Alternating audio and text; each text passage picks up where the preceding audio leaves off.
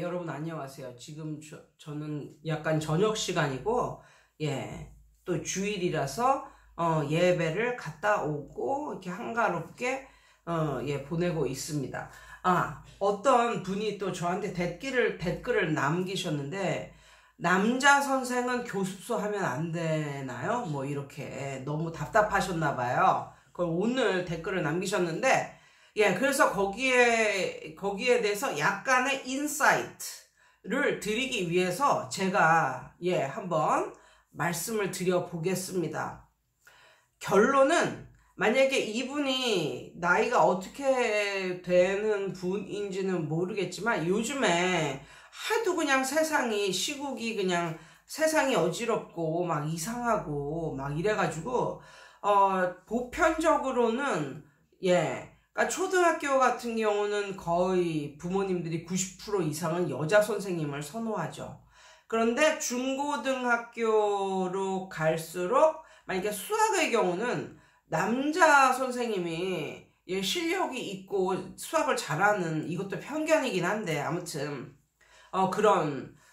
남자 선생님이 좀 중고등학교를 가르치는 분은 남자 선생님도 뭐 괜찮게 생각하는, 그러니까 초등학교 때는 여자 선생님을 좋아하는 비율이 한 90대 10 정도라면, 중고등학교는 한 부모님들이 생각하기에 뭐 실력만 있으면 뭐 남자도 괜찮다 뭐 이런 식으로 해서 50대 50? 남자 선생도 괜찮다 뭐 이런 식으로 생각을 하는 것 같은데, 확실히 남자 선생님이 만약에 수학을 가르치시려면 초등학교 고학년이나 중고등학생 그 정도가 적절한 것 같아요. 그리고 만약에 선생님께서 만약에 여력이 정 없으시다면 차라리 부인도 있고 뭐 애들도 있는 본인의 집에서 방 한 칸을 마련해서 시작을 하는 게 더 나아요. 만약에 초등학생을 가르치시는 거면. 왜냐면 엄마들이 벌써 이제 결혼을 하시고 애도 있고 그러면 이분은 아빠구나 라고 생각하고 일단은 마음을 놓으세요. 그리고 그 집에 엄마도 있고 이러면 애만 잘 가르치면 엄마들은 괜찮게 생각을 하시는 것 같아요. 그리고 제 느낌에는 초등학교를 가르치시는 남자분들 같은 경우는 좀 체구도 막 남자답게 막 키도 크고 막 체구도 좋고, 이것보다는 좀 아담한 사이즈, 한 뭐 신장 170 정도, 그리고 약간 좀 사근사근한 뭐 그런 이렇게 귀여운 스타일 있잖아요. 귀여운 할아버지 스타일. 그 스타일이 좀 더 먹히는 것 같은 그런 느낌이 들고요. 여기서 절대로 하시면 안 되는 거 하나만, 제가 옆에서 보고 들은 그런 경험 중에 하나를 말씀드릴게요. 절대로 남자 선생님들은 뭐 이렇게 교습료 런칭비를 좀 줄이려고 원룸이 해서는 안 됩니다. 원룸도 막 10평 이하의 원룸 같은 거 있잖아요. 6평, 7평 뭐 이런 거. 그런 원룸, 그런 오피스텔, 그런 데서는 결코 해서는 안 됩니다. 이게 제가 이제 건너 들은 그런 내용인데, 어떤 남자분이 계셨어요. 남자 선생님이셨어요. 이분은 한 나이가 40대이시고 자식도 다 있는 그런 분이신데, 그분이 이제 수학 교습소를 이제 하려고 알아보시다가 이 지역이 나와 안 맞을 수도 있잖아요. 그러니까는 이 수학 선생님께서는 제가 봤을 때 뭐 실력도 있으시고, 그리고 목동에 있는 큰 학원에서도 예전에 일하셨고, 뭐 이렇게 학력 같은 거 봐도 뭐 대학교뿐만 아니라 대학원 이렇게 나오셨고, 그래서 훌륭한 분이셨어요. 그런데 이제 그 아이들이, 그 지역 아이들이 나하고 안 맞을 수도 있으니까 맨 처음부터 크게 시작하지 않으시고 이분이 원룸에서 시작을 하십니다. 원룸에서. 근데 원룸에서는 원래 불법인데 아무튼 원룸에서 이제 시작을 하셨어요. 그래서 그 분은 초등학교 고학년, 예, 그다음에 중고등학교를 가르치고 이분은 예, 워낙에 스펙도 있고 그러셨으니까 잘 가르치셨어요. 그런데 문제는 그래서 맨 처음에 원룸에서 가르쳤는데도 애들이 꽤 모아졌어요. 그런데 이때 문제가 발생합니다. 이것은 그 선생님의 스펙이나 이런 것과는 전혀 관계가 없는 다른 문제가 생깁니다. 그 문제는 바로 뭐냐면 원룸에서 이제 시작을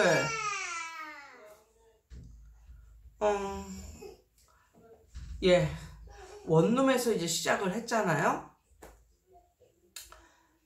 이 선생님은 어차피 애들 뭐 서너 명, 네다섯 명 이렇게 약간 좀 살짝 고액으로 받으시고 그렇게 한 팀으로 이제 묶어서 수업을 하시는 분이시기 때문에 큰 교실이 필요 없었어요. 그래서 이분은 리스크를 좀 줄이시느라고 원룸에서 이제 시작을 하십니다.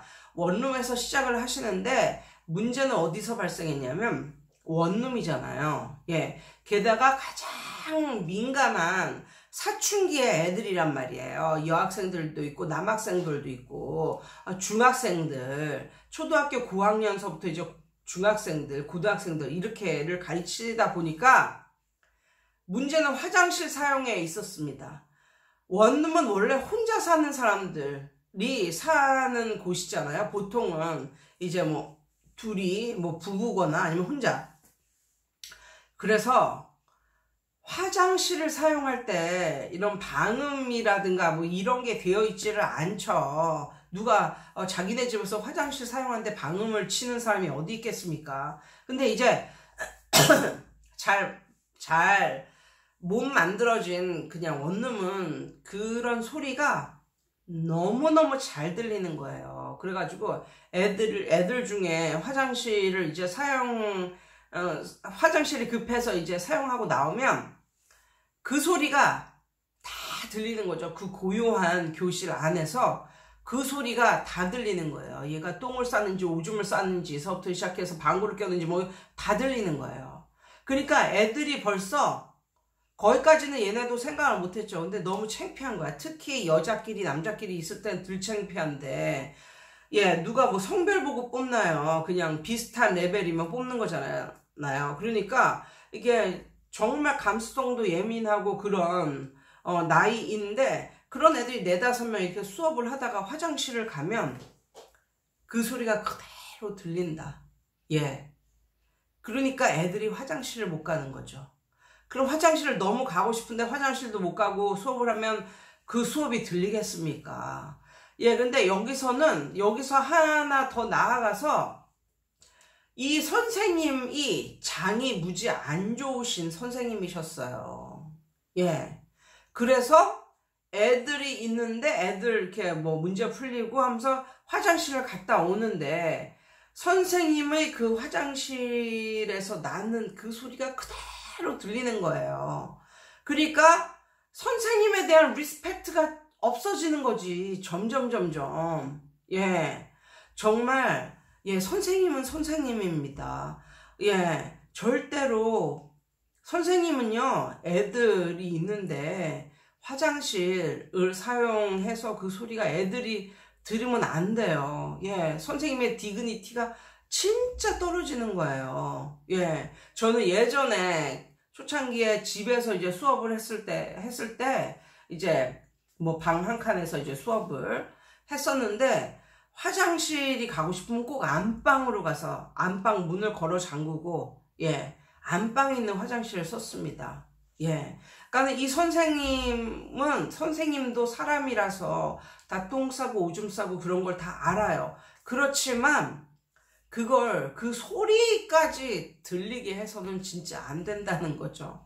예, 그래가지고 정말 애들이 그것으로 인해서 너무 좀, 예, 그런 거예요. 예. 화장실을 쓰는 애도 그렇고, 또 그 소리를 듣고 있는 애도 그렇고, 그래서 정말, 그래서 점점 애들이 빠졌습니다. 그리고 또 뭐랄까, 또 어떤 경우가 있었냐면, 여자하고 남자애하고 꽤 이제 공부를 잘한 애들인데, 이제 걔네를 이제 둘만 그냥 수업을 해주기로 이제 한 거죠. 초창기니까. 그랬는데 가끔씩 이 남자애가 빠져요. 그러니까 이 여자애 혼자 수업을 듣는데, 밤늦게 거기 원룸에 찾아가서 수업 듣는 것도 찝찝하고, 그리고 그 선생님이 그 여자애 혼자 있는데도 그렇게 화장실에 가서 속이 안 좋으셔가지고 그렇게 설사를 하시고 이제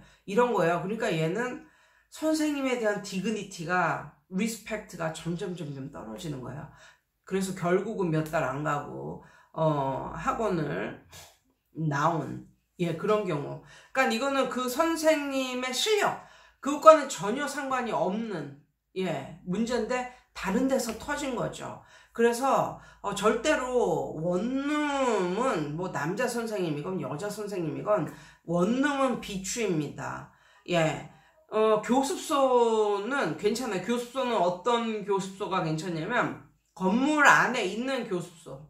예. 그래서 옆에도 뭐 다른 뭐 상점이나 가게가 있고, 그 옆에도 무슨 다른 학원이나 뭐 그런, 아무튼 비즈니스를 하는 그런 것들이 많은 그냥 건물 안에서 뭐 10평짜리, 12평짜리, 뭐 20평짜리 이런 교습소를 얻으셔서 교습을 하시는 거는 괜찮아요.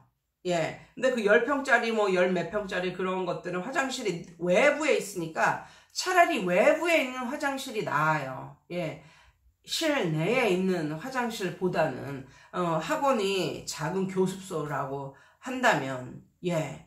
그래서 예, 문제가 엉뚱한 데서 생기는 경우를 제가 목격을 했습니다. 그리고 확실히 같은 평수라 할지라도 건물 안에 있는 교습소와 따로 떨어져 있는 원룸은 느낌 자체가 달라요. 원룸은 집이잖아요. 집은 일단 들어가면 걸어 잠그면 못 나오는 데잖아요. 집은.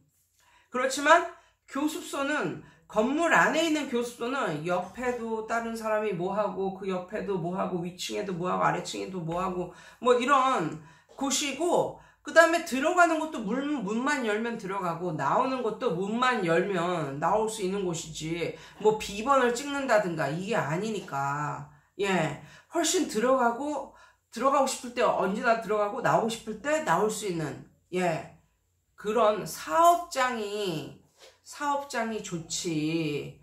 예, 원룸, 이거는 정말 비추입니다.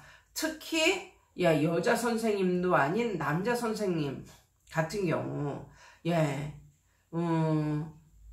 원룸은 비추입니다. 교습소는 그러니까 어떤 느낌의 교습소냐면 건물 안에 있는 교습소. 그래서 옆에도 다 사업체들이 다 있는, 예, 그런 교습소. 그런데 한 10평에서 12평 아니면 20평 뭐 이런 식으로. 그런 교습소는, 예, 남자 선생님들도 뭐 괜찮다고 봅니다. 아, 그리고 제가, 저도 12평짜리잖아요. 거기서 이제 교습소를 차려서 이제 인테리어를 하는데, 인테리어 업자가 그러는 거예요. 1,000,000원을 발라서 방음을 하라고, 방음을. 근데 저는 그러고 싶지가 않았어요. 예. 그렇게까지 돈을 쓰고 싶지가 않았어요. 그래서 방은 필요 없다. 그냥 했는데, 어쩔 때는 방음이 안 되는 게 더 좋은 것 같은 그런 느낌도 들어요. 그게 언제냐면, 늦은 저녁에,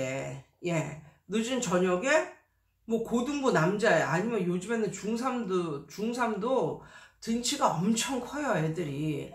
그런 애들 한두 명 이렇게 앉아있는데, 만약에 그게 그 장소가 오피스텔이나 원룸이다. 그럼 전 좀, 무서웠을 것 같아요.